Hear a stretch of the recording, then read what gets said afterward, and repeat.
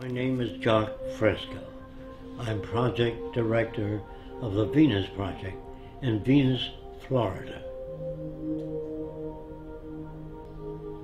The Venus Project maintains if you don't want war, if you don't want poverty, hunger, unemployment, territorial disputes, and all the other problems that go with society, you have to declare the earth as the common heritage of all the world's people. If you fail to do that, you'll have problems to the amount of events you don't want to change. If we don't change, we'll have the same problems over and over again. The Venus Project is an attempt to design a world where poverty, war, prisons, police do not exist, because we deal with the problems themselves, the factors that shape arrogant behavior, aggression, all the things that paralyze our society and prevent it from growing. Politics was good 100 years ago.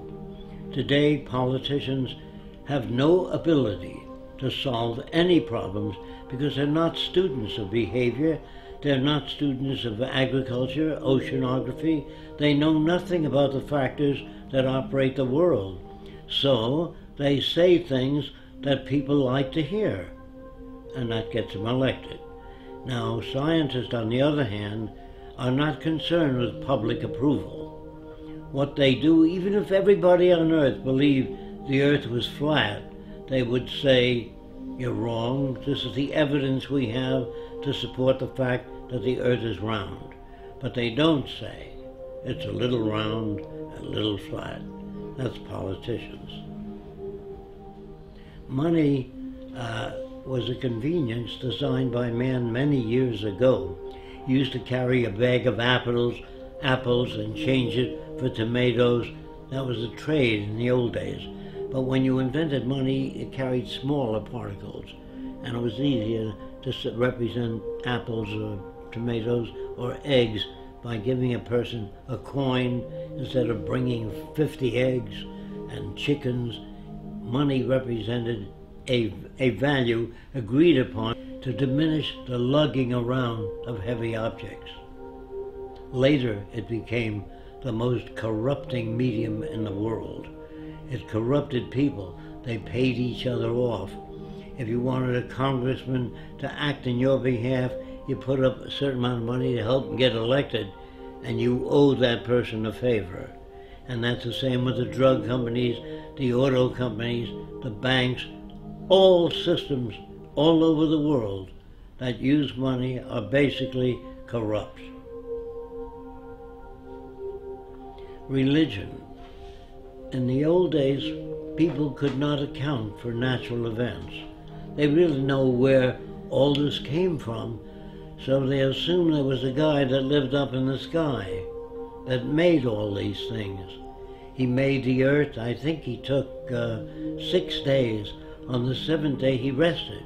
If it took 6 days, it means it was turning while he was making it, because you couldn't have a day. And that must be pretty rough to handle things while it's turning. And then he made a man and a woman and put them in a beautiful garden.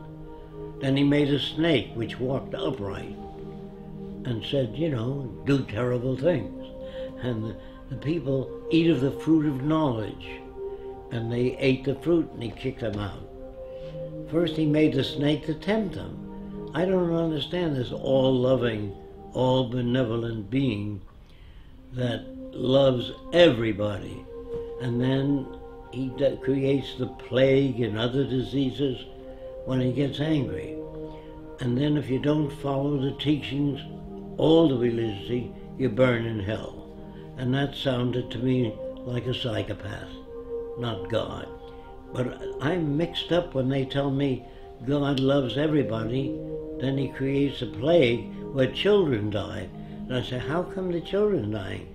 Because the children shall suffer for the sins of the parents. This is not a just God. It's a man-made God. So when you ask me whether I believe in God, not the concepts of God I've heard. War is a word which was invented when one territorial group of people took away other people's land. They used force and violence, and war was the media for doing that.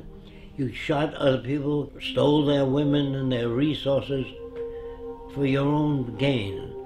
And nations have been at war ever since man invented weapons. And as long as you invent weapons, you can have war. And war is the means of protecting everything you've stolen from others. No nation starts out very big. They start out smaller and take land away from other people. And they don't take it by invitation. They weren't invited to take over the land. They took it by killing, force, and violence. And war is the most inappropriate way of solving the differences. That's why I'm against the Pentagon and the military, because they majorly should be concerned with how to bridge the difference and bring nations together toward a common purpose, namely taking care of the environment, one another, and restoring the damaged environment. That's what I'd like to see in military systems. I would like to see, instead of training millions of soldiers to be killing machines, I'd rather train them in being problem solvers. Send them back to school, teach them social science, social psychology, sociology, so they can add to the culture, not be destructive. But ask anybody, what does democracy mean? They think it means participation in government affairs. So I asked them, do you really believe in democracy? They always say yes. I said, did you vote for the space program? They said, no. Did you vote for the Vietnam War? No. Did you vote for the war now? No. Where the hell do you participate? That's an illusion given to people. They even pick the people you vote for to make sure they'll keep things as they are, the establishment. So they put them out there for you to vote for them.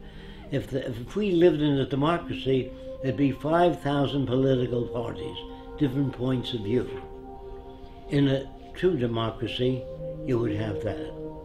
All points of view expressed on television and radio. It's up to you to turn it off.